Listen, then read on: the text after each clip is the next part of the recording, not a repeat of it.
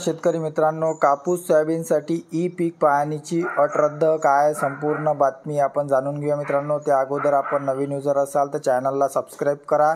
शेतकरी मित्रांसाठी आनंदाची बातमी आलेली आहे मित्रांनो। कापूस सोयाबीनसाठी जी ई पीक पाहणीची जी अट होती ती आता रद्द करण्यात आलेली आहे। तसंच मुख्यमंत्र्यांनी कृषी पंपाचं जे वीज बिल आहे ते सुद्धा माफ होणार तशी माहिती दिलेली आहे। आणि मित्रांनो, शेतकऱ्यांचे सर्व प्रश्न निकाली आम्ही काढू असं सुद्धा म्हटलेलं आहे। तर काय म्हटलेलं आहे याच्यामध्ये, जे मागील खरीप हंगामामध्ये कापूस आणि सोयाबीन उत्पादक शेतकऱ्यांना भावांतर अनुदानासाठी ई पीक पाहणीची अट रद्द करण्यात आली आहे। तर मागच्या वर्षीचं जे अनुदान होतं कापूस आणि सोयाबीनसाठी 5,000 रुपये अनुदान जे मिळत आहे त्याची जी अट होती ई पीक पाहणीची ती आता रद्द करण्यात आलेली आहे।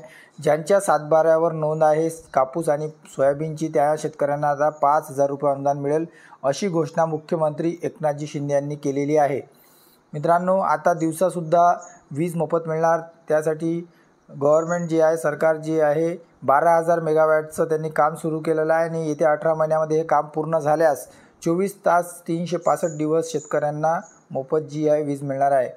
मध्य प्रदेशाच्या धर्तीवरती लाडकी बहीण योजना आणली आणि यावर विरोध जे टीका करत आहे त्यानं आता या विरोधकांना जे आहे प्रत्युत्तर द्यायचे नाही असं सुद्धा उपमुख्यमंत्री अजित पवार यांनी म्हटलेलं आहे। तसेच मुख्यमंत्र्यांनी ज्या काही समस्या आहेत त्या केंद्रीय कृषी मंत्री शिवराज सिंग चौहान यांच्याकडे मांडल्या होत्या, त्याला त्यांनी उत्तर दिलेलं आहे। त्यांनी म्हटलेलं आहे प्रधानमंत्री सोबत आम्ही चर्चा करू, बैठक घेऊ आणि सर्व शेतकऱ्यांचे प्रश्न जे आहे निकाली लावू।